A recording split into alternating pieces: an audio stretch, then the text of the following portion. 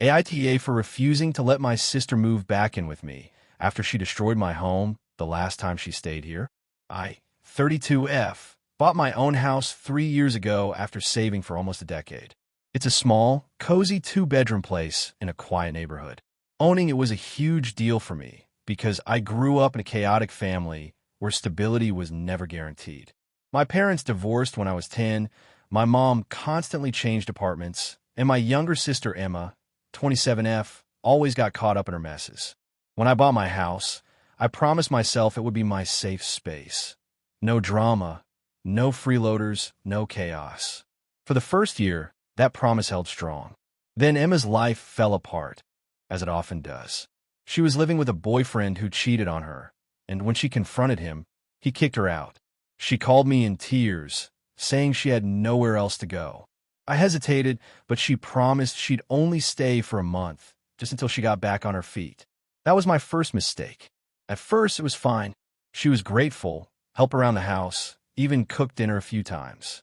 But then she started bringing over friends, people I didn't know, often late at night. She said she didn't want to be alone, but these friends were sketchy.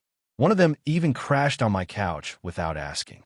I told her that wasn't okay, and she got defensive, saying I was acting like mom, controlling and judgmental. Then came the parties. She'd invite people over when I was working night shifts. I'm a nurse, and I'd come home to empty wine bottles, ashtrays full of cigarette butts, and my couch cushion stained with who knows what. I confronted her, and she cried, saying she was just trying to have a normal social life.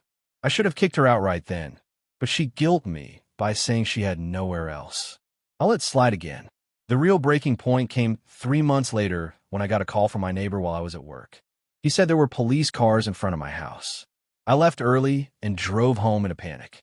Emma was sitting on the curb, crying, and the cops were talking to a guy who looked high as hell. Turns out, she'd thrown a party that got out of control.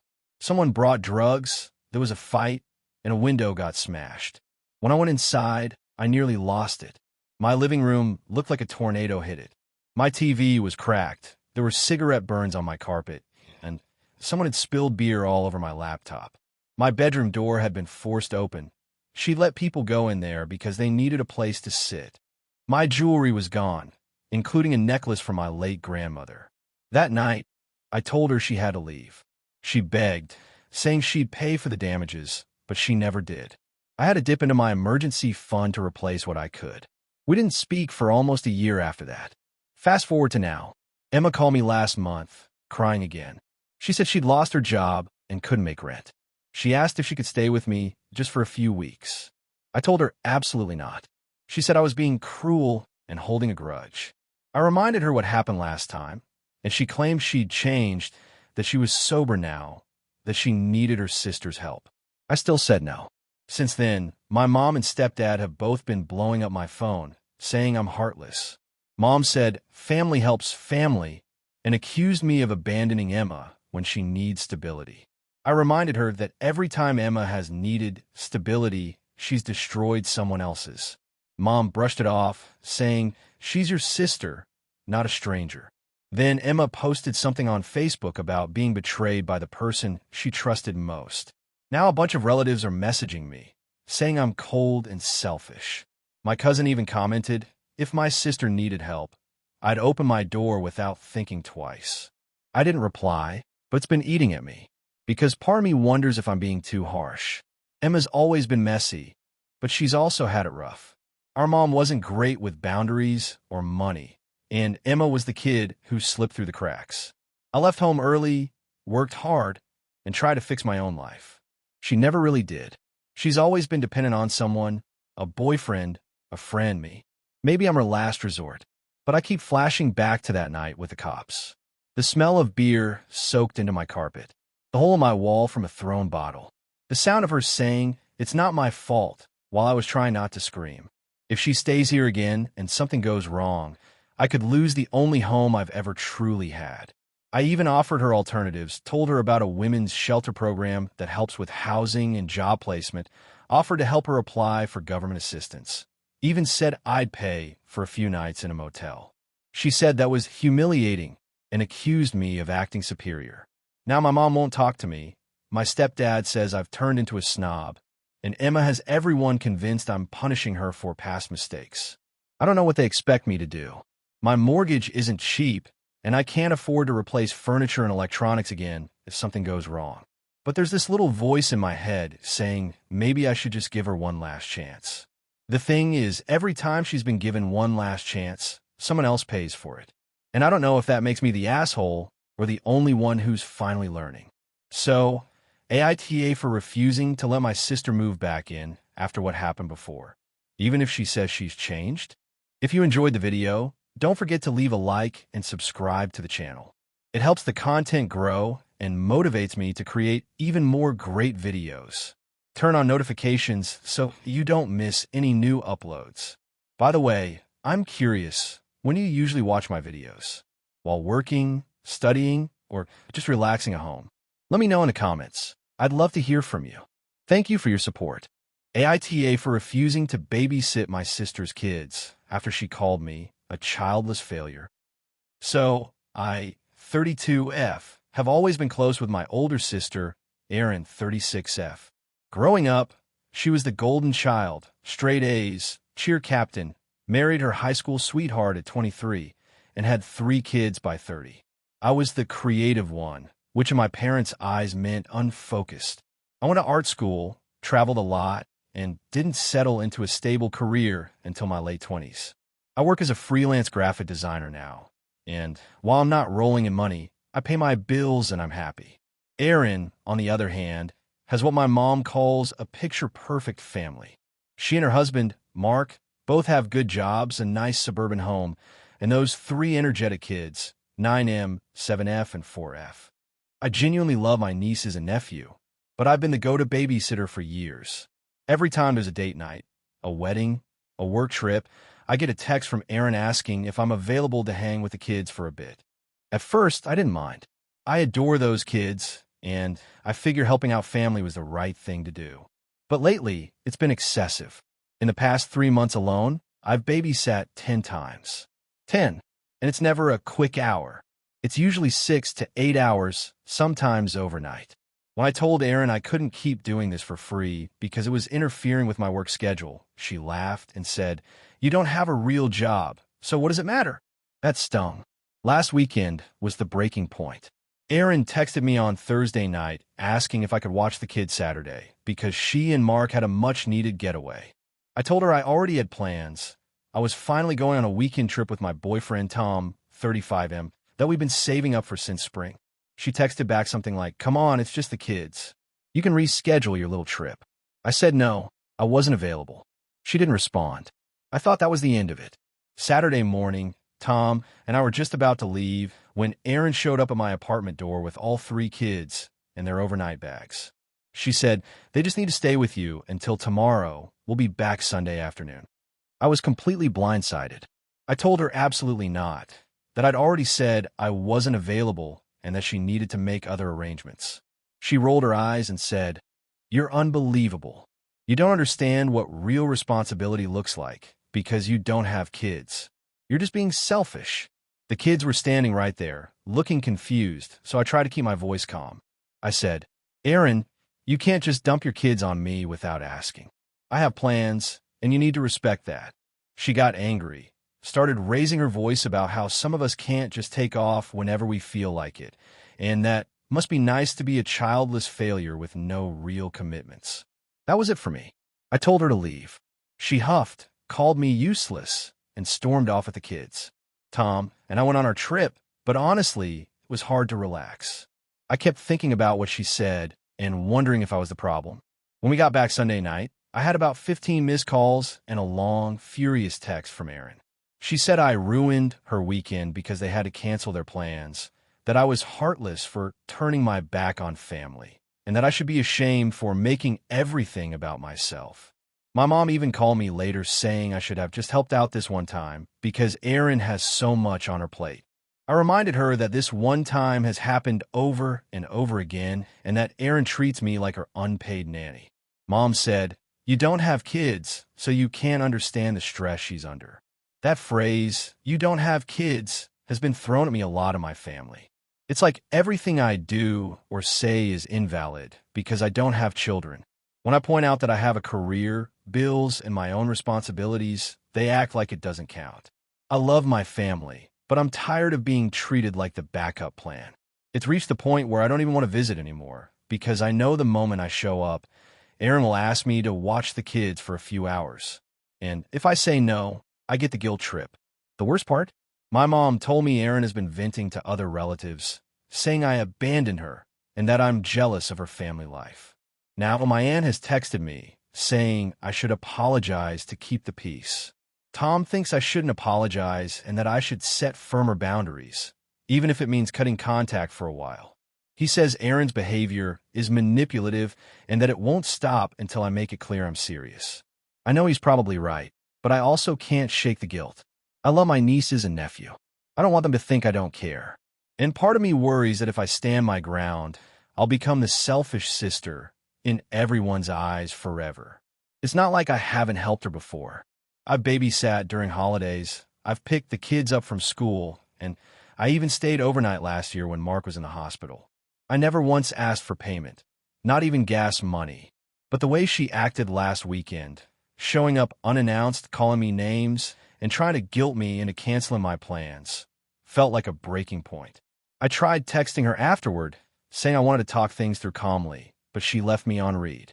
Later, my mom texted me, saying, "You know how Erin gets when she's stressed. Just let it go." But how many times am I supposed to let it go before it becomes enabling? Every time I've forgiven her before, she's just pushed the line further. It's like she genuinely believes my time doesn't matter. Now my family group chat is basically divided, half saying I was right to stand up for myself, the other half saying I owe Erin because family helps family. I've started wondering if maybe I could have handled it better. Should I have taken the kids just for that weekend to avoid the fight? Or was I right to finally put my foot down? So, Reddit, am I the asshole for refusing to babysit my sister's kids after she called me a childless failure? AITA for refusing to take down the security cameras in my house after my sister moved in with her kids? So I, 32F, bought my own house 2 years ago after working but off to finally get out a long string of terrible rentals. It's not huge, but it's mine, and I'm really proud of it. When I moved in, I installed a few indoor and outdoor security cameras. Nothing extreme. One in the living room, one in the kitchen, and exterior ones by the front and back doors. They're all clearly visible, not hidden, and I mostly got them because I travel for work sometimes and wanted to be able to check on things remotely. Fast forward to about 6 months ago, my older sister, 35F, went through a nasty breakup with her long-term partner. They have 2 kids, 7M and 9F. She called me in tears, saying she had nowhere else to go for a while, and I told her they could stay with me until she got back on her feet.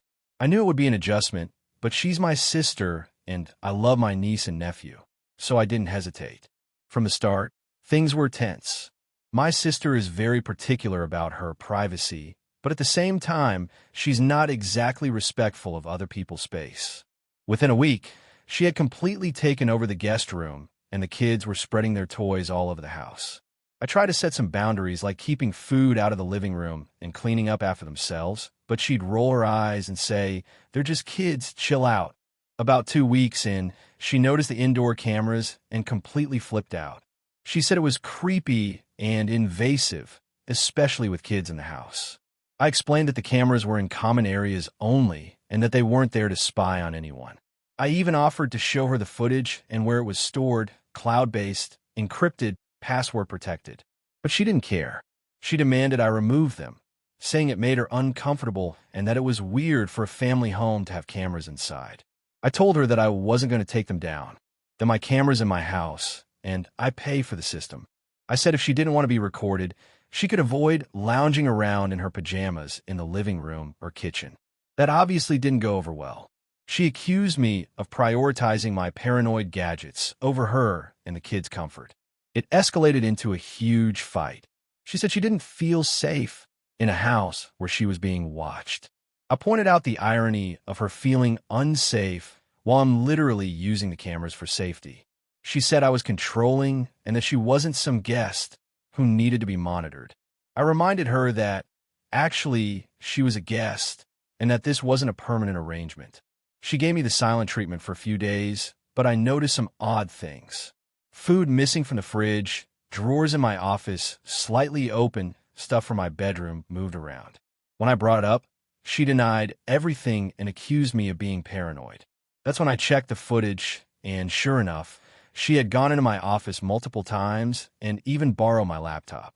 I confronted her with the clips, and she lost it. She screamed that I was violating her trust, even though she was the one snooping through my stuff. She said that showing her the footage was manipulative and abusive. Then she told me she was moving out with the kids to stay at a friend's, but not before telling our parents that I spied on her children. Now, my parents are calling me constantly, telling me that I should have taken the cameras down the moment my sister moved in. My mom said, "You can't treat family like strangers." My dad said, "She's been through enough. Why couldn't you just unplug them for a few months?" I tried explaining that it's my house, my property, and my peace of mind. I don't know what they expect me to do. Remove the cameras every time someone stays over? Plus, if something had happened while she was here and I didn't have footage, they'd probably say I was irresponsible. Now my sister refuses to speak to me, and my parents keep guilt-tripping me about breaking the family apart over some stupid cameras.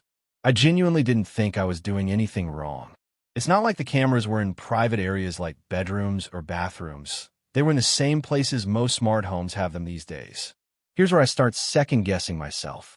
Maybe I should have been more sensitive, considering everything she was going through. She had just lost her home, her relationship, and was trying to raise 2 kids. Maybe the cameras were a reminder that she wasn't really in control of her environment, and that freaked her out. But at the same time, I don't think it's fair that she gets to move into my house and dictate how I manage it. It's been about a month since she left, and the tension is still high. My mom keeps sending me guilt-trippy texts about how the kids miss their auntie but are scared to come over, which honestly breaks my heart. I never wanted to make them uncomfortable. I even offered to let them come visit and play in the yard anytime, but my sister refuses to let them near my house until the surveillance crap is gone. To make things worse, my dad recently hinted that they might host Thanksgiving at my parents' instead of at my house this year, so everyone can feel relaxed. Translation: my sister doesn't want to step foot in my place again. A few of my friends think I did nothing wrong and that my sister massively overreacted, especially since she was caught snooping.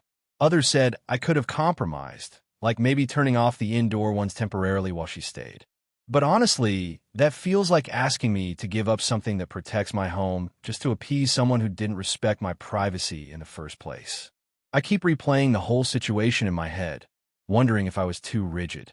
Maybe I should have been more empathetic, but part of me feels like she used privacy as an excuse because she didn't want me to have proof of her going through my things.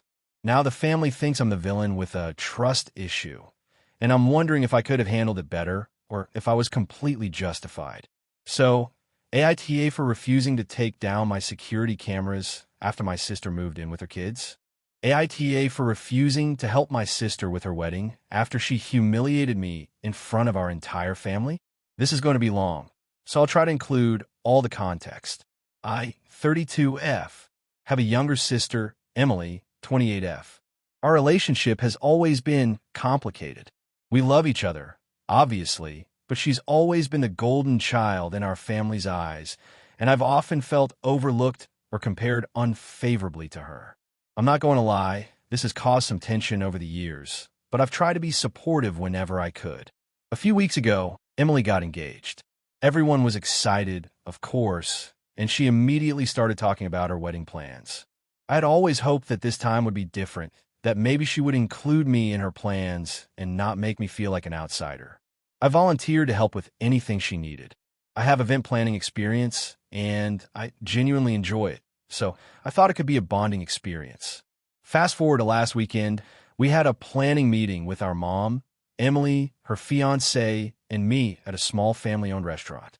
Emily was going over her ideas, and I started giving some suggestions on the seating arrangement and floral decorations. I wanted to make sure everything would flow smoothly because I know how stressful weddings can be. At first, she nodded along, but then she started getting annoyed with my input. She said, "Why are you even trying to help? This is my wedding, not one of your projects." I laughed awkwardly, and said I just wanted to help. That's when things took a turn. She started listing all the times I supposedly messed up in past family events, like my cousin's birthday party 2 years ago and a fundraiser I had organized at work. She said, very loudly, in front of our parents and her fiancé, maybe everyone can see why no one ever asks you to do anything. You always make it worse. My mom and her fiancé looked uncomfortable, and I was completely stunned. I froze. I could barely respond. I said something like, "Okay, I didn't realize you felt that way," and left the restaurant shortly after without saying much else. I spent the rest of the day in shock and then cried when I got home. I felt humiliated and completely unappreciated. The next day, Emily texted me asking if I could come over to help organize her wedding invites and favors.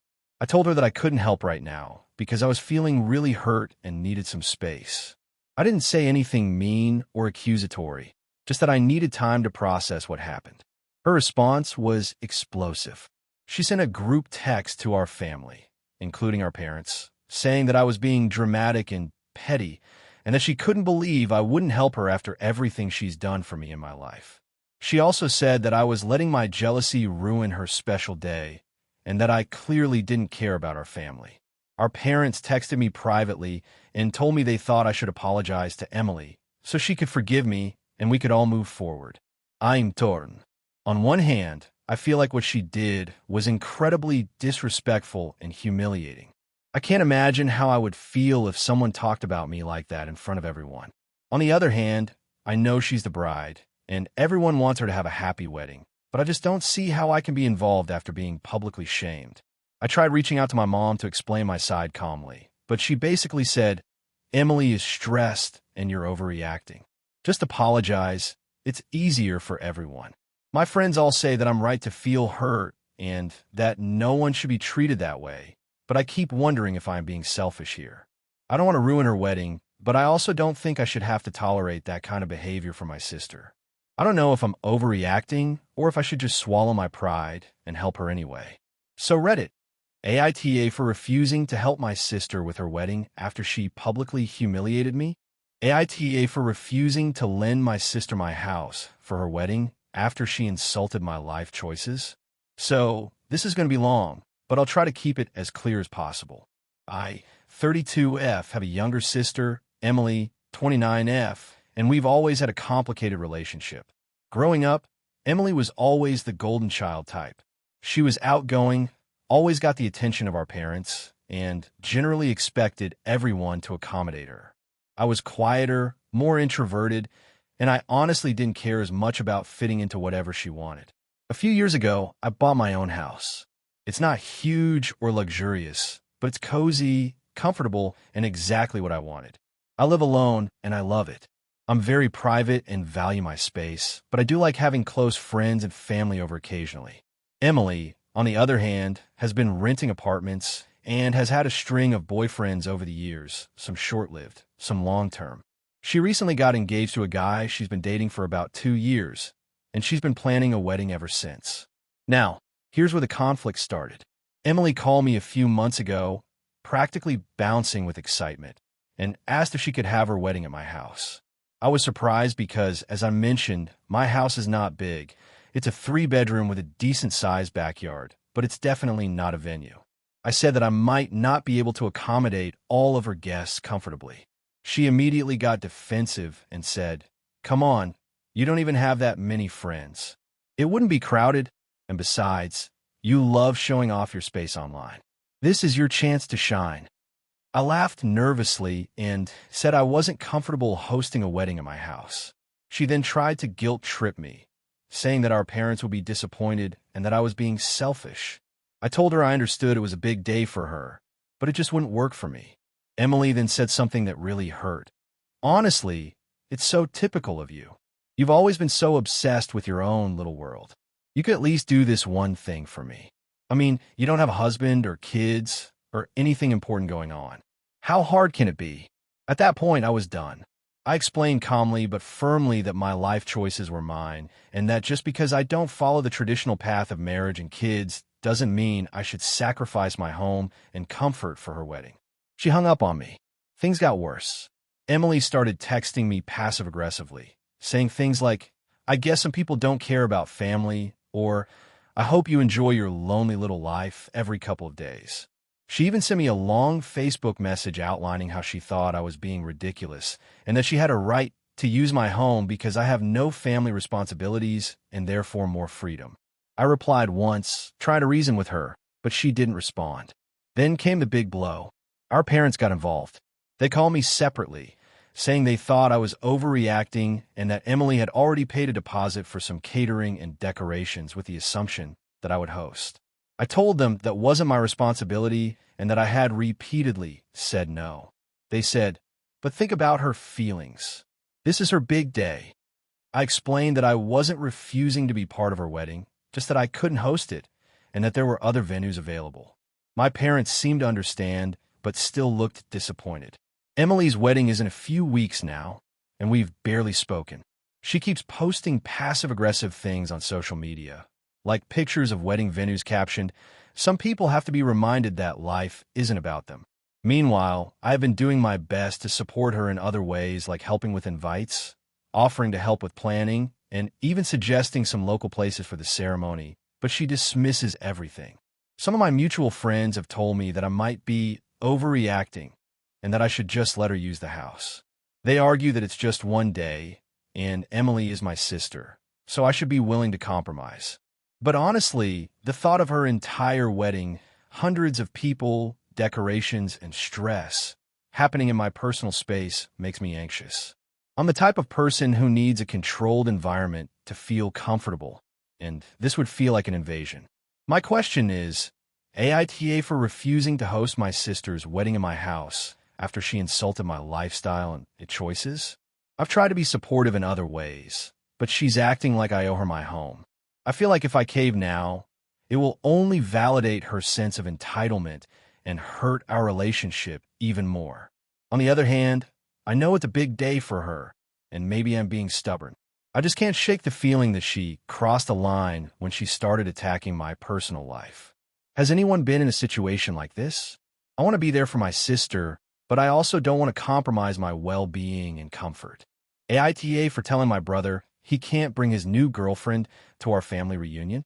I, 28F, have always been the planner for our family gatherings. My parents are divorced, but remain friendly, and every year we do a big summer reunion at my dad's lake house. It's usually about 25 to 30 people, cousins, aunts, uncles, and our extended family, all crammed together for a weekend of boating, barbecues, and board games. Over the years, it's become a tradition, and I've been organizing it for about the last 6 years. I genuinely enjoy it, but I'm also very protective of the atmosphere and dynamics because, let's just say, our family is complicated. My younger brother, Mike, 26M, has a history of bringing drama to these gatherings. He's had a string of relationships that didn't end well, and often his girlfriends either clash with the family or stir up old tensions. A few years ago, he brought a new girlfriend, and she ended up arguing with my aunt over politics, and another year someone had a screaming match by the dock. After those incidents, I became more cautious about who comes to these events, and I started discussing with my parents before any new significant other joins us. Earlier this year, Mike started dating someone new, Jenna, 25F. I hadn't met her yet, but Mike was very enthusiastic and insisted that she would fit right in. A few weeks ago, he told me she wants to come to the reunion this summer. I hesitated, knowing the patterns from past years. I explained to him politely that our reunions have a delicate balance, and last-minute additions can disrupt the planning, but he insisted that she's different and that we'll all love her. I reminded him of previous incidents, but he waved it off. A week later, I had a chat with my parents. My dad and mom agreed that it would be safer to hold off on inviting new partners until we knew them better. My dad suggested a small lunch with her first, so everyone could meet in a low-pressure environment. I offered to host this lunch and mention it to Mike. He got very defensive, saying it was unfair, that he's an adult and can bring whoever he wants. I explained that while he's free to do what he wants, the reunion is something I organize, and I have the right to manage attendance, especially to avoid foreseeable conflict. He accused me of being controlling and said that I was trying to police his life and turn everyone against him. We got into a huge argument. He yelled, saying I was ruining family traditions and that he's tired of being treated like a kid. I reminded him that I didn't ban him from the reunion, only that bringing someone new without a trial run could lead to problems, and that the adults have agreed it's better to wait. He stormed off and hasn't spoken to me since. Yesterday, my cousin called me. Apparently, Mike had gone behind my back and told several family members that I banned Jenna from the reunion. Some people reached out, expressing their disappointment at me being mean or controlling, and some of the older relatives are quietly taking his side because they feel he should be able to bring a guest. I tried explaining that it wasn't a ban, only a precaution, but it seems like the story got twisted. My friends and a few cousins who know the family dynamics told me I was in the right to prioritize the reunion's harmony, but now I'm getting messages from extended family I barely see asking me to reconsider. I feel like if I give in, it might lead to chaos similar to previous years. But if I stick to my decision, I might create a permanent rift with my brother. I've considered maybe hosting a separate, casual meet and greet for him and Jenna, so the family can know her before the reunion, but Mike doesn't want to do that and keeps insisting she comes with him no matter what. So, Reddit, AITA for telling my brother that his new girlfriend can't come to the reunion this year. Additional context. This is a 3-day reunion with about 25 to 30 family members. Mike has a history of drama with past girlfriends at family events. I've tried to offer compromise, lunch with her first, but he refuses. I'm the organizer and put a lot of effort into keeping things calm.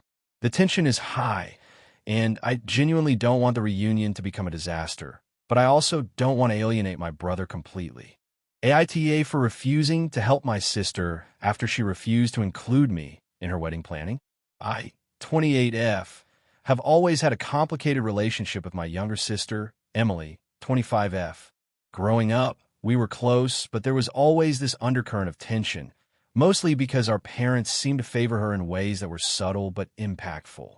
I don't want to dive too deep into family drama, but suffice it to say, I've spent a lot of my adult life trying to create boundaries to protect my mental health. Emily recently got engaged to her fiancé, Tom, 27M, and as you might expect, wedding planning has consumed her life. A few months ago, she called me and, in a very casual tone, said, "So, I figured I'd let you know I'm planning the wedding. You're welcome to come to the venue visits and dress shopping, but don't expect to be involved in any decision-making. I've got my girls, and they're handling everything." I was stunned. Growing up, we were always the type of sisters who shared everything, from homework to secrets to major life events. I never expected her to outright exclude me from planning her wedding. I asked why I couldn't be involved, and she said she wanted her people around her, and my presence stressed her out. I tried to explain that I wouldn't interfere or try to make decisions. I just wanted to be part of the experience. She didn't budge. At first, I tried to stay supportive from the sidelines.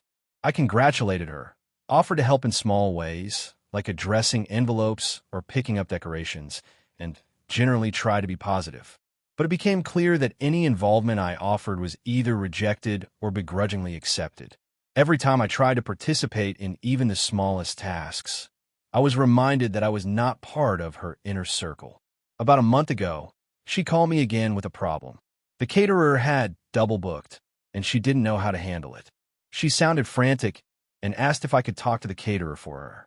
Normally, I would have said yes in a heartbeat, but after months of being excluded and made to feel unwelcome, I hesitated. I told her I couldn't get involved in the planning and that she needed to deal with it herself or with her bridal party. She blew up. She accused me of being selfish and not supporting her, and even went so far as to say that I never cared about her happiness. I tried to explain my perspective, that I felt deliberately excluded and that stepping in now, after being shut out, felt disingenuous to both of us. She said that was an excuse and that I was making her wedding about me, which I found ironic given that she had made the entire wedding about her inner circle and intentionally left me out. Our parents are divided on this. Mom thinks I should just step up and help because it's her wedding and family should support each other no matter what. Dad, on the other hand, is sympathetic to me, pointing out that exclusion and favoritism during planning could have caused a lot of hurt feelings. My friends are split as well. Some say I should swallow my pride and help. Others say I have every right to set boundaries. The situation escalated when Emily sent me a passive-aggressive email outlining all the tasks I could do if I wanted to prove I care, which included mundane errands like picking up flower arrangements, assembling welcome bags, and babysitting her dog while she shopped for bridesmaid dresses. I replied politely but refused, stating again that after months of exclusion, I didn't feel comfortable being involved at this stage. Last weekend, she posted a photo on social media from a bachelorette party, tagging all the women in her inner circle but excluding me entirely. My heart sank when I realized that not only was I not invited to be involved, but publicly, she had erased any suggestion that I was even relevant to her big day. Now, Emily is sending me increasingly hostile messages, accusing me of ruining her wedding before it even happened. She says I'm selfish, petty, and that I'm making her question whether she wants me in her life at all. I tried to explain my side again, that I felt excluded and hurt, and that I wasn't trying to ruin her wedding. I just couldn't be involved on her terms because they were hurtful to me. Some friends have suggested that maybe I should apologize, or that I should help just for the sake of peace. Others say that she crossed a line by excluding me from something so personal, and that my refusal is reasonable. Honestly, I'm torn. I don't want to hurt my sister, but I also don't want to ignore my own feelings and suddenly step into a wedding that has been explicitly structured to exclude me. So Reddit, AITA for refusing to help my sister after she excluded me from her wedding planning. AITA for refusing to let my sister's boyfriend move in with us, even though it's temporary. So this is a long one, and I've been debating whether I should even post it, but here we go. I, 28F, live with my younger sister, Emily, 24F, in a 2-bedroom apartment in a mid-sized city. We've lived together for about 3 years now, and it's honestly been great. We're close, we're both pretty clean and respectful of each other's space, and our rent is manageable because we split it 50-50ths. About 6 months ago, Emily started dating someone new. Let's call him Jake, 26M. At first, everything seemed fine. He came over occasionally, we hung out a couple of times, and I didn't really mind. But then, he started coming over more often. At first, it was just dinner or hanging out for a few hours, which was fine. Then he started spending the night almost every weekend. Emily and I talked about it, and I said it was okay as long as he didn't treat our apartment like his permanent home, because we only have 2 bedrooms and I value my space. Fast forward to last month, Emily casually mentioned that Jake might be in between places soon, and she thought maybe he could stay with us for a little while. I asked her to clarify, because a little while can mean very different things to different people. She said maybe a week or 2 while he figured out his housing situation. I was hesitant but agreed, thinking that a short, defined time frame would be manageable. Well, a week or 2 turned into a month, and now she's hinting at the possibility of him staying indefinitely because he doesn't want to be a burden on anyone else. When I brought up that we had an understanding about it being temporary, Emily got defensive and said I was being selfish and not supportive of a relationship. I want to clarify something. I have no problem helping friends or family in a true emergency. I have lent money, let people crash for a few nights, and generally try to be supportive. But this is different because it's affecting my day-to-day life. Our apartment is small, I work from home, and having an extra adult here 24/7 has disrupted my routine. My bedroom is now the guest bedroom by default, and I've had to change my work schedule around because Jake is loud at odd hours. I finally told Emily that I'm not comfortable with him moving in permanently, and that he can't stay more than the agreed-upon temporary period. She got really upset and accused me of prioritizing myself over her happiness, and she said that if I was really a good sister, I would let him stay. I pointed out that letting him stay indefinitely isn't just a minor favor. It's a major life change that impacts me and our living situation. Since that conversation, things have been tense. Emily has been passive-aggressive, leaving Jake's things around the apartment, making snide comments about me being cold, and generally acting distant. She keeps saying that I'm being dramatic and that he's a nice guy who just needs a place to stay. I've tried to compromise. I suggested she help him look for his own place, offered to let him stay for another week while we explore options, and even offered to help him financially in small ways if needed. She says that's not enough and that I'm being unreasonable for not just letting him live here like a normal couple would. I don't know if I'm the asshole here. On one hand, I feel like I'm being fair. I'm not refusing to help entirely. I'm just saying that he can't live here permanently. On the other hand, Emily seems genuinely stressed and worried about him, and I don't want to come across as heartless. So, AITA for refusing to let my sister's boyfriend move in with us indefinitely, even though she thinks it's temporary. Additional context I haven't mentioned yet. Our lease is up in 6 months, and the apartment is barely big enough for the two of us. Adding a third adult permanently would make it really tight. Jake doesn't have a job lined up yet. Emily claims he's looking, but so far nothing concrete. Emily has never asked me to do something unreasonable before, so this feels like a big shift in her behavior. I do genuinely like Jake as a person, but he's messy and loud, and I don't want to deal with him living here full time. I'm really torn because I love my sister and I want to support her, but I also feel like my boundaries are being completely ignored. So Reddit, AITA here. Hey friends, if you enjoy this content, don't forget to like the video and share your thoughts in the comments. We really want to know what you like and what can be improved. What do you think of the video? Are there any topics you'd like to see in future videos? Your feedback really helps us get better. Thanks for being with us. AITA for refusing to host my best friend's wedding after she asked me to accommodate her very strict demands. I, 32F, have been best friends with Claire, 31F, since college. We met during freshman orientation and instantly clicked over our mutual love of terrible rom-coms and hiking. Over the years, we became inseparable, even though our personalities are very different. She's highly meticulous, controlling, and perfectionistic, while I'm more laid-back and spontaneous. Despite that, we've always had each other's backs, and I've never had an issue with her quirks until recently. A few months ago, Claire got engaged to Evan, 33M, whom I've met a handful of times. They're clearly very happy together, which I was thrilled about, but shortly after the engagement, she told me she wanted me to be heavily involved in the wedding planning. She asked me to essentially host the wedding at my family's lakeside cabin. This is a place that's very dear to me and my family. It's a small, rustic cabin that we use for family vacations. I've stayed there since I was a kid, and it has sentimental value. I was shocked at first because she had never mentioned wanting it before, but I said I'd think about it. Over the next few weeks, she started sending me a detailed list of requirements for the cabin. She wanted it to accommodate 80 guests, even though the cabin can comfortably hold about 30 inside and another 10 outside. She asked me to remove all personal family photos, furniture, and decorations and replace them with rented items that fit her aesthetic. She also wanted me to manage catering, rentals, and lodging for all guests. When I pointed out that the cabin is tiny and our family doesn't have a ton of extra beds, she insisted we could just camp in tents if necessary, and that she didn't want any rustic imperfections in the wedding photos. I tried to compromise, suggesting that maybe we could do a small, intimate ceremony at the cabin and rent a venue nearby for the larger reception. She immediately rejected this idea and said that since it's my family cabin, I should be honored to host, not dictate the terms. I reminded her that it's my family's property, and we weren't planning to turn it into a full-scale wedding venue.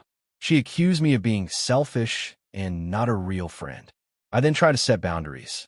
I explained that I was happy to help with planning in other ways, like recommending vendors or helping with decorations in a venue she rents, but I could not host the wedding at the cabin under her terms. That's when things escalated.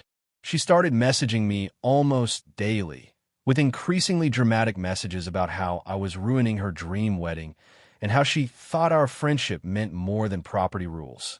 She even implied that if I didn't agree, she might not invite me to the wedding at all.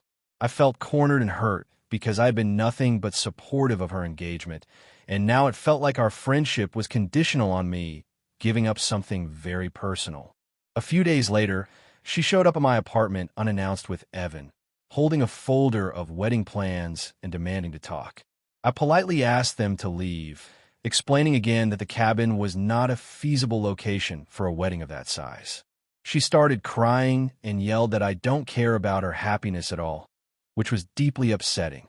Evan tried to mediate, but he seemed uncomfortable and mostly passive, just saying, maybe we can work something out. I was polite but firm and refused to negotiate in that moment, and they left after about half an hour. After that encounter, I took a step back and told her that while I love her and want her to have a beautiful wedding, I could not compromise my family's property or my own boundaries. She responded by posting on social media vague messages about friends who don't support you in your happiest moments, which I assume was about me, because some mutual friends reached out privately. I've since received mixed messages from our circle. Some think I'm being reasonable, while others think I'm overreacting and should just let her have the cabin. The tension has been unbearable. Every time I see her, she gives me a cold shoulder or makes passive-aggressive comments about the wedding. I feel like if I agreed to her demands, I'd be sacrificing something incredibly meaningful to me and my family. But if I don't, I risk losing the friendship we've had for over a decade. I've tried to suggest compromises, but she doesn't seem willing to entertain anything that doesn't fit her perfect wedding vision. So Reddit, AITA for refusing to let my best friend use my family's cabin for her wedding under her strict terms? I feel like I'm standing up for myself and my family, but at the same time, I don't want to lose a friendship that has been one of the most important parts of my life. I just didn't expect that helping plan her wedding would turn into such a moral and emotional minefield. I want to help her celebrate her engagement and even be involved in planning, but I can't hand over my family's home for a weekend under conditions that feel controlling and disrespectful. It's heartbreaking because she was my maid of honor at my wedding a few years ago, and I had never imagined we'd hit such a serious conflict. I'm still trying to navigate the balance between being a supportive friend and respecting my own boundaries, but every interaction now feels like a test of loyalty. The worst part is, I feel like I'm being villainized just for saying no. I know weddings are emotionally charged, and I want hers to be amazing, but I just can't make her dreams come true at the expense of my family's property and my own comfort. I've considered offering a smaller celebration at the cabin with just a handful of close friends as an alternative, but I'm not sure if that would be accepted or if she'd see it as a compromise at all. I'm at a loss because I want to maintain our friendship, but I also don't want to be pushed into a situation that's uncomfortable, expensive, and stressful. Every time I think about agreeing just to appease her, I feel a pit in my stomach, knowing that this is something I'll regret. I don't want to be the villain of her wedding story, but I also need to stand my ground. So, Reddit, am I the asshole for saying no? Character count, 6,623 if you want. I can craft 3 more alternate versions in the same style, but with different plot twists, so you could see which one might feel more viral ready. Do you want me to do that? AITA for refusing to let my cousin's child stay at my house because of their behavior? So I, 32F, have always been the responsible cousin in my family. I live in a relatively small city and have been working hard to establish a stable life, good job, savings, and a comfortable apartment. My cousin Lisa, 29F, has always been a bit more free-spirited, let's say. She's an amazing person in many ways, but when it comes to parenting her 7-year-old son, Ryan, it's been chaotic. Last month, Lisa called me out of the blue. She explained that she and her husband were going on a weekend trip for their anniversary, and they had no one to watch Ryan. Usually, her parents or siblings would step in, but everyone was busy, and she assumed I would just say yes. I told her I was busy with work, and I wasn't really prepared to take care of a hyperactive child on short notice, but she insisted and got kind of emotional about it. She said that if I didn't help, she wouldn't know what to do, and Ryan deserved to have fun with his cousin. I felt bad, but I also remembered a few incidents from the past that made me hesitant. A little backstory. Ryan has a lot of energy and tends to be very impulsive. At 6, he once drew all over my living room walls with permanent markers. Another time, he managed to lock himself in my bathroom for over an hour, crying because he wanted to stay in there to be alone. I tried to help, but it was stressful, and my apartment is not exactly kid-proof. I've never asked Lisa to leave him with me for more than a few hours because I genuinely don't enjoy the chaos. Anyway, I told Lisa I couldn't host Ryan for the weekend. She asked why, and I explained that it wasn't personal, but I don't have the experience or setup to handle a child for that long, especially at such short notice. I offered to take him for a few hours one afternoon if she wanted, but she got really upset. She started accusing me of being selfish and not family-oriented. She said that I was prioritizing my comfort over her child's happiness, and that made me feel guilty. Then the drama escalated. Her husband got involved and started sending me texts telling me that family should support each other and that I was being unreasonable. They even mentioned how my younger cousin, Megan, 27F, would happily take care of Ryan, and it made me feel like I was being compared unfairly. The breaking point came when my aunt, who usually mediates family disagreements, called me and asked why I was refusing to help. I explained everything calmly, detailing the past incidents and my limited experience with children, but she said I was making excuses and that I needed to step up. At this point, I realized that no matter what I said, I would be painted as the villain, so I tried to back off. The weekend arrived, and Lisa went on her trip. She ended up leaving Ryan with Megan, who, for what I heard later, had a difficult time keeping up with him as well. I stayed out of it, but the family gossip started circulating. People were implying that I was cold or uncaring. My parents texted me, asking if I was okay and if I regretted my decision. I told them no, and that I had valid reasons for declining. A few days later, Lisa posted on social media about her heartbreaking weekend apart from her son and tagged me, saying she wished her cousin could have stepped up. I didn't respond publicly, but privately she messaged me, saying that I had shamed her in front of everyone and that I was not family material. I honestly felt blindsided. I understand feeling hurt, but I also think my boundaries are valid. Since then, family gatherings have been slightly tense. Some relatives avoid talking to me about anything related to Lisa or Ryan. I've been questioning myself a lot because, in the past, I've always tried to be accommodating. But the truth is, I really don't want the responsibility of taking care of Ryan full time. I don't think that makes me a bad cousin or person. I guess the question is, AITA for refusing to host my cousin's child for a weekend because of his behavior and my own limitations? I genuinely want to know if I overreacted or if my feelings and boundaries are reasonable. AITA for telling my sister that she can't bring her boyfriend to my wedding after all the drama he caused at my engagement party. So, some background.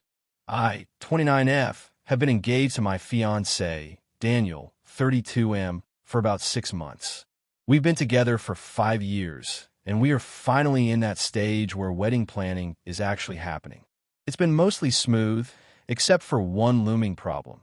My younger sister, Emily, 26F, and her boyfriend, Mark, 27M. Emily and I have always had a complicated relationship. We're close, but there's a long history of sibling rivalry, passive-aggressive comments, and boundary issues.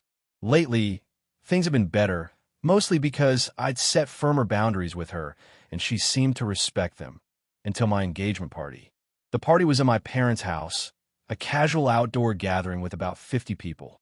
I was really excited and had gone out of my way to make it a fun, inclusive event. Most people were there to celebrate, except for Mark, who seems to have this odd need to be the center of attention at literally every event. He came to my engagement party, and within the first half hour, he had managed to make everything awkward. He started with small stuff, like loudly commenting on the catering. Are these really the best hors d'oeuvres? I could have done better, and openly critiquing the decorations my mom spent weeks on. Then, he made a point of loudly comparing my fiancé's career to his own, implying Daniel isn't ambitious enough, which, by the way, Daniel has worked his butt off to get where he is. The tipping point was when he cornered my fiancé and me together while I was trying to greet other guests. He started going on a friendly advice monologue about how we should absolutely have a huge, extravagant wedding in another city because our current choice was too basic and not Instagram-worthy. He was talking over Daniel, waving his hands, and refusing to let us respond. It got so uncomfortable that I literally had to physically step between them and tell Mark to stop. After that, he tried to guilt-trip me in front of everyone, saying, "You're my sister. I thought you'd let me have a say," and then made a joke about how he's basically family now, which felt dismissive of my actual fiancé and family. He then spent the rest of the night finding small ways to undermine me, telling my cousin my dress choice was boring, making fun of the playlist I picked, and laughing at Daniel's jokes in a way that felt more mocking than friendly. I was fuming, but I tried to keep it together because I wanted the day to be fun for everyone else. My parents were mortified but didn't confront Mark directly because they didn't want to cause a scene. Emily, on the other hand, seemed oblivious. When I brought it up later, she laughed and said, "He's just joking around. You're too sensitive." I told her, "These aren't jokes." He crossed the line, and it made me uncomfortable. She brushed it off and said I was overreacting. Fast forward to a few weeks ago, wedding invitations are being finalized. Emily casually asked if Mark could be on the invite, like it was a given. I froze. I honestly didn't know how to respond. My initial instinct was to say yes, because I don't like excluding family members, but I couldn't stop thinking about the engagement party and how much stress he caused. I decided to talk to Daniel first. He agreed with me that it would be a mistake to invite Mark, especially since our wedding is supposed to be about us, not giving Mark an opportunity to make a scene. We decided to tell Emily together, gently but firmly. When we told her, she blew up. She accused me of being controlling and punishing her boyfriend for being fun. She even said, "You're going to ruin our relationship over one night? He didn't do anything that bad." I reminded her about how he criticized our wedding plans, embarrassed Daniel, and made my engagement party miserable. She said I was exaggerating. Then, things got worse. She told my parents that I was excluding Mark, and my parents seemed torn. They don't want drama at the wedding, but they also feel like I'm being harsh. My dad said, "I see your point, but you have to think about your sister too. It's her boyfriend, and she'll feel hurt." My mom is mostly staying neutral, though she hinted that maybe I should reconsider. I've stayed firm. I feel like this is about setting boundaries and protecting my wedding from unnecessary drama. But Emily has gone full guilt trip mode, ignoring my calls, sending me passive-aggressive texts about family unity, and even posting on social media subtle digs about people being excluded for no reason. Now I'm stressed out. Daniel supports me, but I can't help feeling like I might be the villain here. I don't want to exclude someone just because I don't like them, but at the same time, inviting Mark feels like an open invitation for chaos. So, AITA for refusing to invite my sister's boyfriend to my wedding after the way he acted at my engagement party. Edit to add, Emily hasn't been violent or physically aggressive. This is mostly emotional stress and social awkwardness. I also haven't banned Emily. She's welcome, just not Mark. AITA for refusing to let my brother's girlfriend move into our family home after a tragedy. I, 34 am, live in a large family home that's been in my family for generations. My parents passed away a few years ago, and I inherited the house. It's been a bit of a sanctuary for me because I work from home and needed stability after losing them. And honestly, the house holds a lot of memories that I'm not ready to let go of. I have a younger brother, Daniel, 31M, who has been struggling with life in general, jobs, relationships, you name it. He's always been kind of free spirit, but also extremely messy and unreliable. About a year ago, Daniel started dating someone named Laura, 28F.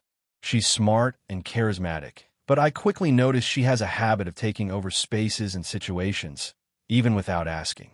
At first, I didn't think much of it because I wanted Daniel to be happy. Fast forward a few months, and Daniel gets into a car accident that left him hospitalized for several weeks. It was serious, and during that time, Laura came to stay at my house almost every night. She said it was to support her boyfriend, which seemed reasonable at first because Daniel was literally in the hospital. But as the weeks went on, it became clear she was getting very comfortable living there. She rearranged furniture in the living room, reorganized the kitchen cupboards, and even started putting her personal items in my bathroom and bedroom. I told her politely multiple times that while she was welcome to visit, the house was not hers, and she needed to respect the boundaries. Daniel defended her, saying she was stressed and trying to help, and that I should let her stay a bit longer. I was firm that temporary stays were fine, but I was not going to let her essentially take over my home. Daniel was discharged from the hospital, but Laura didn't leave. She told me that moving out now would be heartless because she wanted to continue supporting Daniel. I said no, that the hospital stay was the temporary arrangement, and she needed to find her own place. She started sulking, saying that I was cruel and that I didn't care about Daniel's recovery. Daniel got frustrated and told me I was being unreasonable and unsupportive. Things came to a head when Laura tried to convince Daniel to ask me to let her move in permanently. She told him that my refusal meant I didn't love my brother and was being selfish. Daniel actually considered it, and he sat me down to negotiate. He said that I had a moral obligation to let her stay because she was helping him, and he hinted that if I didn't agree, our relationship would suffer. At this point, I had to be honest with him. I told Daniel that I loved him, but I could not allow someone to live in my home without contributing or respecting my rules. I reminded him that Laura had been there for months already without contributing to household expenses, cleaning, or even asking before changing things. I said it was different if they wanted to rent a place together, but moving into MY house permanently without discussing expectations was out of the question. Daniel was angry. He accused me of being selfish and said I was prioritizing things over family. Laura called me heartless and even started leaving passive-aggressive notes around the house. My friends and other family members have mostly sided with me, saying it's my house and I have the right to set boundaries. However, a few have told me I should be more understanding and let her stay because Daniel needs her support. Recently, Daniel has been avoiding me, and Laura posts subtle digs on social media about how I hate family. I feel like if I give in now, it will set a precedent where anyone who comes to my house can just move in. I've offered other options. I can help them find a short-term rental nearby. I can provide financial assistance for a deposit, or even let Laura stay a couple of nights a week if Daniel is sick again. But permanent residence in my home? Not happening. My friends say I'm doing the right thing, but Daniel's messages make me feel guilty. Am I really being unreasonable for refusing to let Laura move in permanently, especially given how she has acted over the past months? So, AITA for putting my foot down and saying no to Laura moving in permanently after Daniel's accident. AITA for refusing to let my sister move back in after she kicked my husband and me out of our home temporarily. I, 34F, have been married to my husband, Ben, 36M, for 8 years. We own a modest home in a suburban area, and things have been pretty stable financially and emotionally for us. I have a younger sister, Sarah, 28F, who has always had a chaotic streak.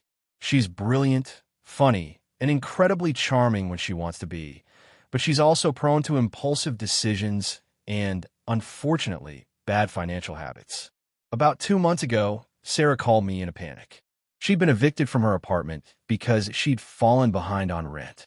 Apparently, she'd been making sporadic payments and using whatever money she had to cover other things, and when the landlord finally gave her notice, she didn't have anywhere else to go. I immediately told her she could stay with us temporarily, knowing that we could set up a plan and boundaries. I genuinely thought it would be short-term, 2 or 3 weeks at most. The first week was rough, but manageable. Sarah slept on the pull-out couch in our living room, and I tried to keep interactions cordial. We have a small home, so privacy was already limited, but we made it work. She kept saying she'd figure things out quickly, but quickly became a recurring, moving target. Week 2 came and went, and she still hadn't found a new apartment. She started leaving her laundry in our bathroom, eating our groceries without asking, and inviting her friends over without warning. Ben and I started feeling frustrated but tried to communicate clearly, reminding her she needed to respect our space and abide by our house rules. By week 3, tensions were escalating. Ben works from home, and having Sarah around all day with her friends popping in made it incredibly difficult for him to focus. I started noticing that our fridge was emptying faster than normal, and there were small damages around the house, a broken chair leg, a dent in the wall. Sarah always had an excuse or shrugged it off. When I tried to sit down with her and have a serious conversation about boundaries and responsibilities, she got defensive and accused me of making her feel unwelcome and treating her like a child. The situation reached a breaking point when Sarah's best friend, Megan, came over unannounced late one night. They were drinking, playing loud music, and yelling in the living room. Ben, exhausted from trying to work all day and sleep at night, snapped and asked them to quiet down. Sarah jumped in and started yelling at us about how we didn't understand her life and how she shouldn't have to follow stupid rules in someone else's house.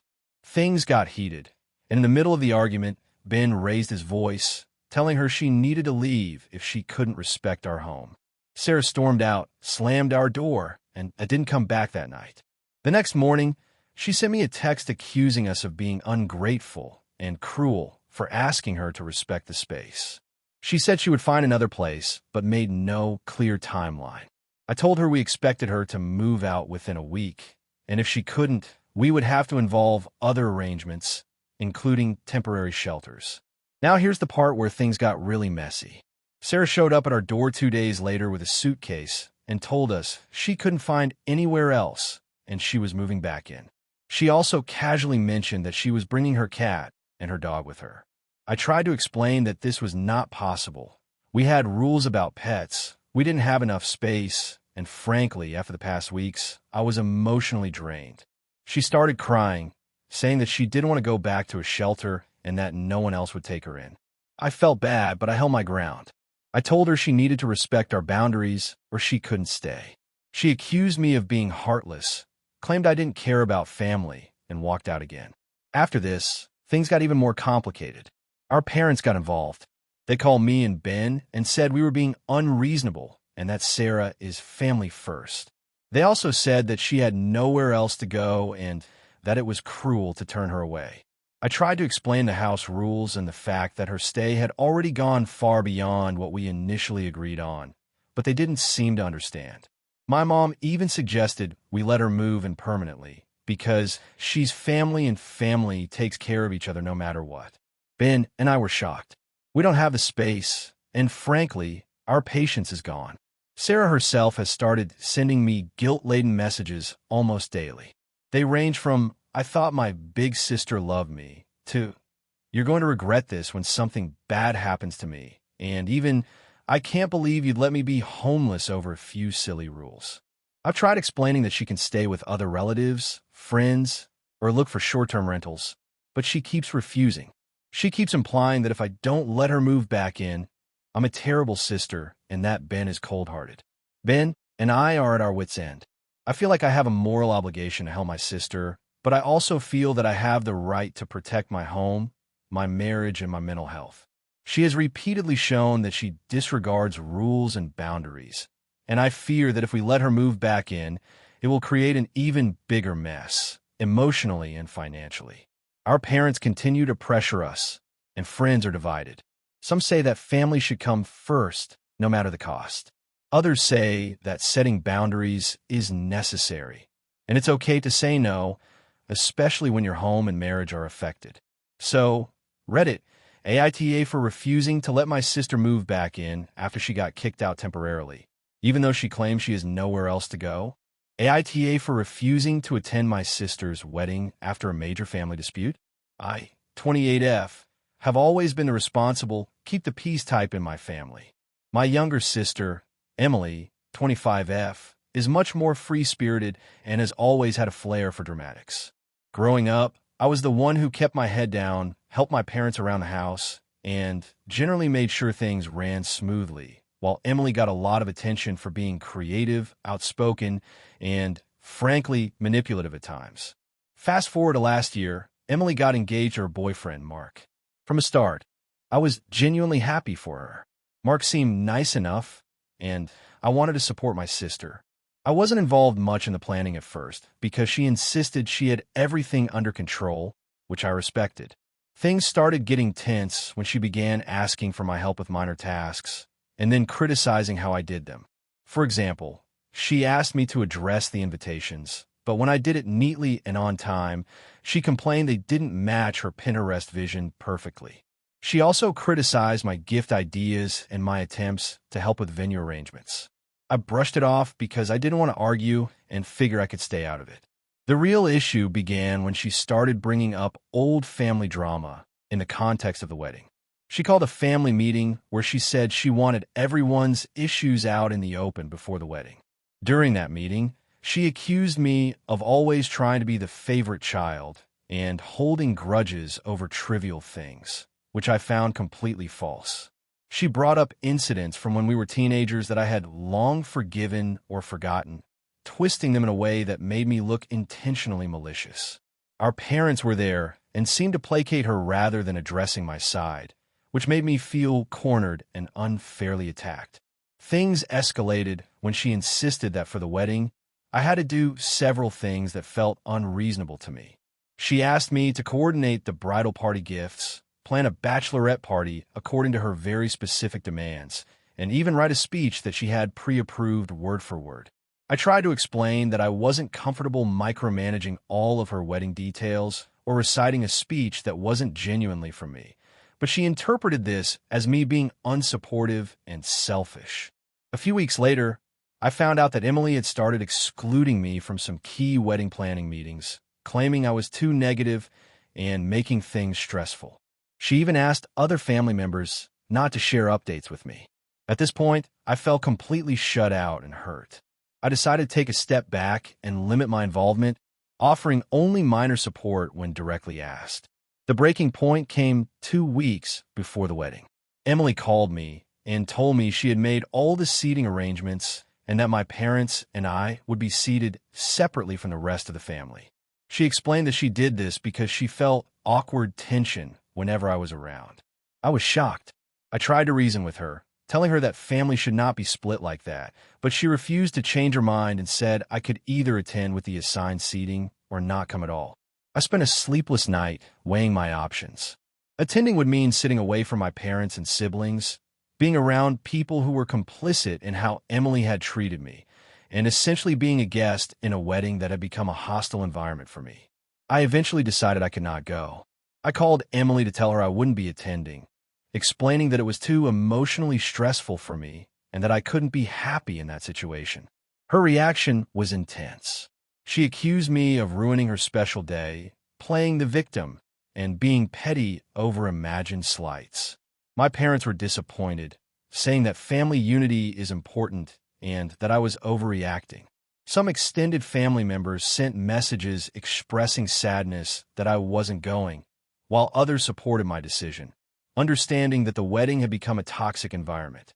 Since then, our relationship has been strained.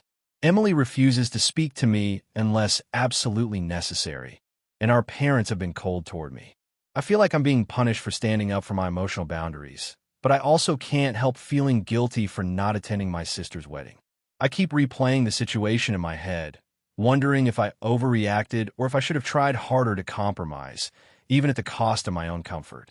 So, Reddit, am I the asshole for refusing to attend my sister's wedding after she excluded me from the planning, split seating from my family, and created a toxic environment that made it impossible for me to enjoy the day? Character count, 6,412. AITA for refusing to attend my sister's wedding after what she did to my fiancé? So this is going to be long, but I need to get all the details out. I, 29F, have a sister, Claire, 32F. Claire and I have always had a complicated relationship.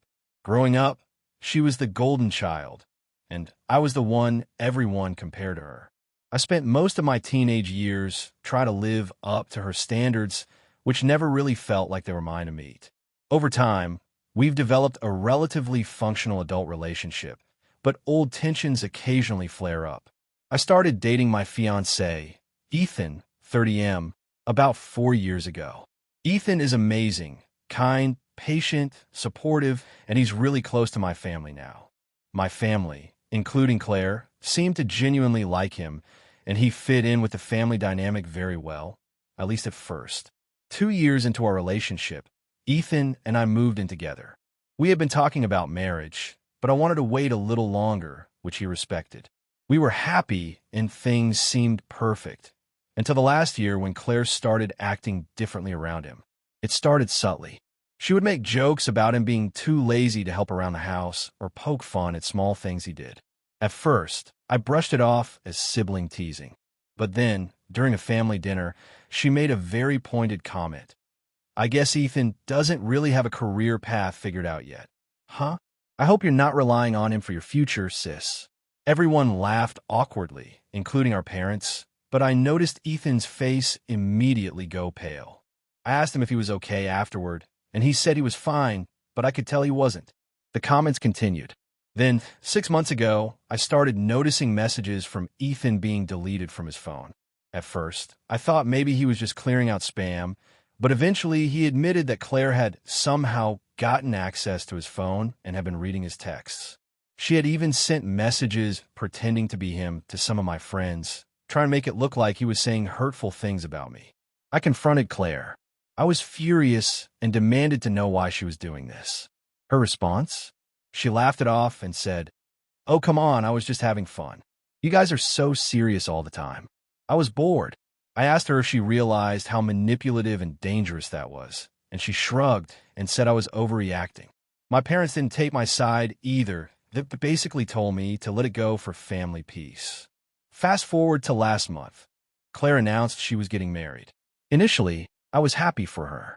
I genuinely wanted her to have a happy wedding, and I was excited about being part of her special day. Then she told me that she wanted Ethan to be her +1 for a pre-wedding event, a small dinner with her fiancé's family. I was confused because Ethan is my fiancé, not her guest. I asked why, and she said, "Well, I think it's important for him to meet my fiancé's family, and since you can't make it, he can go." I explained to her that Ethan and I attend events together, not separately, and that him going alone would make both of us uncomfortable. She insisted, saying it would be fine, and that I was being dramatic. Then came the straw that broke the camel's back. A few days later, I found out through mutual friends that Claire had been making passive-aggressive comments about Ethan to her fiancé, trying to convince him that I was controlling and overbearing. She even suggested that maybe Ethan would be happier without me. I confronted her again, this time in front of my parents. She denied everything, claiming I was imagining things, and my parents again told me to let it go because weddings are stressful. After thinking long and hard, I realized I could not, in good conscience, attend Claire's wedding while she had actively tried to sabotage my relationship and emotionally manipulate my fiancé. I told her I wouldn't be attending unless she apologized to Ethan and made some effort to fix what she had done. She refused. She said that refusing to attend was dramatic and selfish, and that I was punishing her for her own happiness. Now, my parents are furious. They say I'm being ridiculous and that I'm letting past grievances ruin family bonds. My friends are split. Some think I'm standing up for myself and Ethan, while others say that family drama is inevitable and I should just go to keep the peace. Ethan is fully supportive of me, saying he doesn't want me to feel uncomfortable around Claire and that he doesn't blame me for wanting to protect our relationship. I feel conflicted because despite everything, I do love my sister and I wanted to celebrate this milestone with her. But at the same time, I can't ignore that she crossed major boundaries with the person I love and trust most. So, Reddit, AITA for refusing to attend my sister's wedding after everything she's done to my fiancé. Character count, 6,517. AITA for refusing to lend my sister a large sum of money, even though our parents think I'm being selfish. I, 28F, have always been the financially responsible sibling. I have a stable job, a decent savings account, and I've worked hard to pay off most of my student loans early. My younger sister, Emma, 25F, on the other hand, has struggled with finances for most of her adult life. She's had a series of short-term jobs, often spending impulsively, and has accumulated debt in the process. Our parents have always been aware of this dynamic, and while they've occasionally given her advice, they mostly stay out of our financial dealings. Last week, Emma called me in a panic. She explained that her car broke down and she couldn't get to her job without it. On top of that, she owed rent that was overdue because she had spent her last paycheck on a weekend trip with friends. She told me that she needed $4,000 immediately to cover car repairs and rent. She promised to pay me back in 3 months. I froze. $4,000 is a lot of money for anyone, but for me, it's a sizable portion of my emergency fund. I'm not opposed to helping family, but I also know that this isn't the first time Emma has asked for large sums of money. She's asked me for amounts ranging from a few hundred to a couple thousand over the past 5 years. Every time, she promises to pay it back, but sometimes it takes months, sometimes it never happens. I told her I wasn't comfortable lending her the full amount. I offered to pay for the car repair directly, which was cheaper than she anticipated, and to help her find a short-term loan or alternative solution for the rent, but I refused to give her $4,000 as a personal loan. Emma exploded. She started crying on the phone and accused me of being selfish, saying that I don't care about her, that I only think about myself, and that our parents would never forgive me for this. I was upset, but tried to reason with her. I said that I care about her a lot, which is why I wanted to help her in a responsible way. I explained that lending her such a large sum with no guarantee would put my own financial security at risk. She told me that if I loved her, I would help her without conditions. The next day, our parents called me. They were furious, saying I was heartless and letting families suffer when I had the means to help. They said I should just write her a check and stop being so rigid. I tried to explain that I was helping in other ways, covering the car repair, helping her with financial planning, and helping her look for alternative resources, but they weren't satisfied. They kept emphasizing that I had no idea how hard it was to be in her position, and that I should put family above all else. Emma refused to talk to me for the rest of the week. She's been posting vague but pointed things on social media about family who won't support you when you need it most. Our parents have since guilted me in person and over text, reminding me of all the times they helped me when I was younger and saying that I owe it to the family to make sacrifices. I feel torn. On one hand, I understand that family is important, but on the other hand, giving her $4,000 seems reckless given her history of financial irresponsibility. I'm also frustrated that my parents are pressuring me to make a decision that I don't think is reasonable. I've considered offering a smaller amount, maybe $500 to help with immediate expenses, but I feel like it might just lead to another request in a few weeks. I also suggested we work together on a budget or find resources like local assistance programs, but Emma isn't interested. She wants a quick fix. I know that refusing a large financial request can make me seem selfish, but I also don't want to enable her poor habits or put myself in a vulnerable financial situation. I'm feeling guilty, stressed, and unsure about whether I'm actually in the wrong here. I've always prided myself on being supportive, but I also have limits, and this feels like one of those times. So Reddit, AITA for refusing to lend my sister $4,000, even though our parents think I should. Character count, 6,148 if you want. I could draft another one that's even closer to the 7,000 character ceiling with a more dramatic escalation and family fallout, which often hits top popularity on Reddit. Do you want me to do that? Thank you for watching until the end. If you enjoyed this video, don't forget to like and subscribe to the channel so you won't miss new videos also. Leave a comment. I'd love to hear your thoughts. Your support and engagement mean a lot to me. See you in the next video.